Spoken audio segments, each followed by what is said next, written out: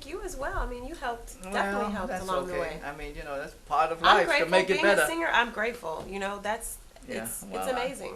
As a matter of fact, I discovered Phyllis Hyman because Gene Kahn, one of the greatest singers who you should know, great jazz singer, we didn't have enough money to pay her to do the first album, so we had to go uptown and we found Phyllis Hyman, and she got on the album and she became a star as a result of that. So Great star. and great star, Yeah. great star, and unfortunate tragedy that happened. But anyway, so as I was saying, in terms of what I want to do is the fact that I've always been fighting for parity, and also now I was on the board of Screen Actors Guild.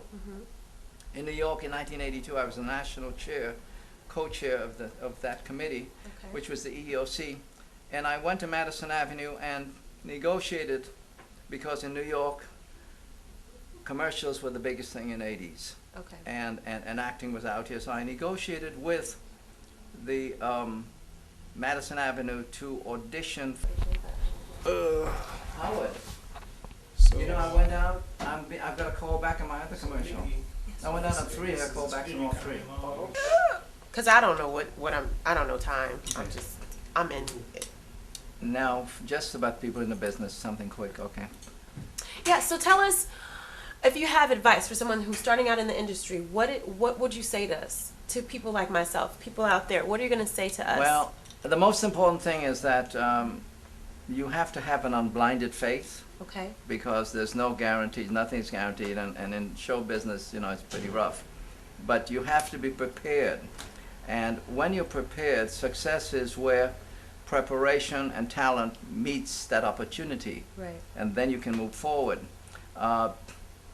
What I would suggest today, because of of digital cameras and because it's so much easier, actors and people, singers and whatever, they should begin to network and start producing their own things, so that they can be seen.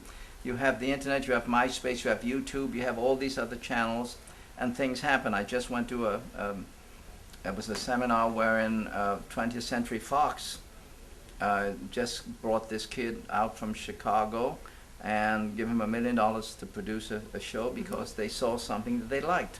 Now, singers, it's becoming much more difficult. The record business is really messed up at this point, because you can have your own control by going online. You can sell your own stuff and the whole 9 yards. As far as acting is concerned, it's very difficult. You do need an agent. Right. You need a manager and all those kinds of things. But what you need to do is you have to have tape. So you have to give of yourself. You have to get as much visibility as possible. So that means that you volunteer for anyone who's shooting anything, so that you can have that little piece of tape. Right. So you that's can have your necessary. reel. You can have a Okay. reel, yeah. Okay. Do not give up.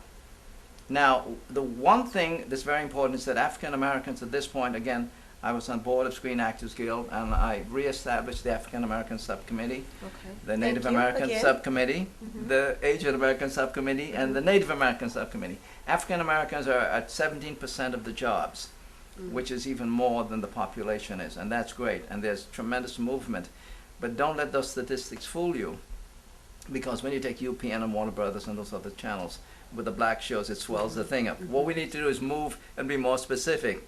Move into ABC, NBC, Yeah. you know, into the corporate. The main okay. market, yeah. Now, one of the sad things about it is that, like Spike Lee says, we cannot make a dent in this business because the people who are controlling the production are still on the white side. And until we get into the boardrooms to make the decision, for example, he would like to do the Jackie Robinson story. I'd love to see that. I mean, I told the head of the networks, I won't mention which ones, but I was saying, you know, who picks the programs? And they said, well, we have seven people, including a woman. I said, great, okay, fine. 6 white guys and 1 white woman. I said, you know, I chairs and friends, I mean, I can't relate to that. I'm from the ghetto, man. I like to see people of my color and what I want to do. And they didn't Right. like that. They almost kicked me out. I'm So sure. the question is, you have to have people in the positions to pick the things that are important. Right.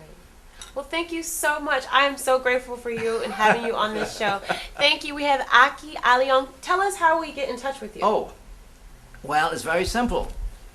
I'll spell my name out, and all you have to do is go to Google and punch it up. There's about 65,000 hits on it. It's not big because I'm not a superstar, but That's okay. it's A-K-I, first name, Last name is Aleong. That's Aleong. Now, put that on Google, put that on MSN, put that on any search engine, And we will find you. and you will find me, and it will go to, it'll go back to a career from 57. Great. Thank you so much. I'm your host, Nikki Brown, and thank you for tuning into Twyman Creative. Thank you. Thank you, beautiful lady. Mwah. Aw, thank you so much. Okay, thank you. I'm Nikki Brown. Alright, just give me, well, your actions, give 2 seconds and then go into the Twyman Creative. Alright, and action. Hello, and thank you for tuning into Twyman Creative.